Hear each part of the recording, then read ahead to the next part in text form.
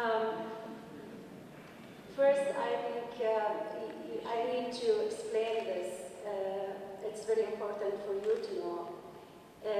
Women in Saudi Arabia, they were never treated as adults. From day one until they die, they are treated like minors, like immature people. So whatever we do in Saudi Arabia, we have to get permission from our male guardian. And even to come to this place, believe it or not, I had to get that permission, which is signed by a male guardian and approved by the government. So actually women cannot travel, cannot get married, cannot get divorced, cannot leave even the house, cannot get medical care without that permission. So now maybe you can imagine what kind of life I'm living in Saudi Arabia. The main point here is not obeying the law or disobeying the law. I don't think that's my argument here, or I'm not coming here only to discuss that issue. I am here, I'm trying to make you understand that women been treated as subhumans in all levels and different aspects of life. So as you said, they are treated as minors, but when they grow up and become adults, under one condition, when they commit a crime. Women, when they commit a crime, they will be treated as adults, and maybe sometimes they will be punished more than men.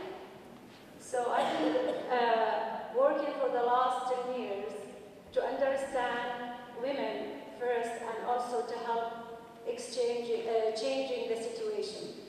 It's not easy to deal with people who they think they have no identity, no names, they don't own their decisions. It is the most difficult thing to deal with, and there is no similar situation with other nations where they have this kind of struggle. And what made it more difficult is Saudi Arabia is a very strong country, very wealthy, and the West needs the oil there, and also the land of Islam. So all these things, actually, they are working against our movement as women there. So actually, I am fighting in different places with different kind of people. I cannot go and check, for example, the movement of the civil rights in America and see the struggle of the blacks and try to compare it with us, or or go through the Gandhi movement, the peaceful movement to make the British leave his country. They are very different, and ours is the most difficult one. So the choices we have, not many. We cannot go on strike, we cannot demonstrate, we cannot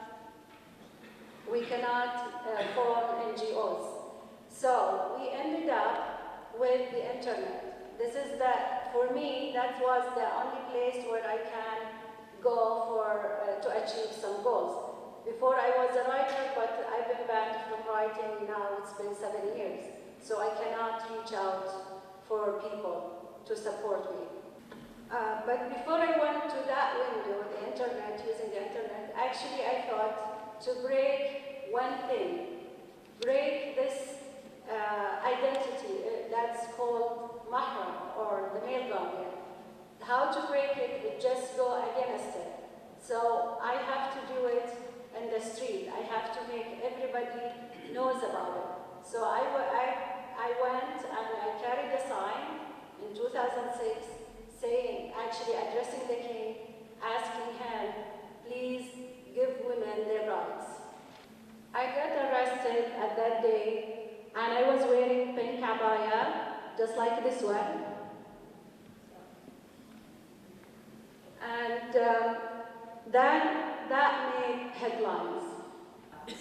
And the outside world heard about me, and now more people know about our cause and why I am fighting for women's rights. And from there, I started to work in different places with different strategies and techniques.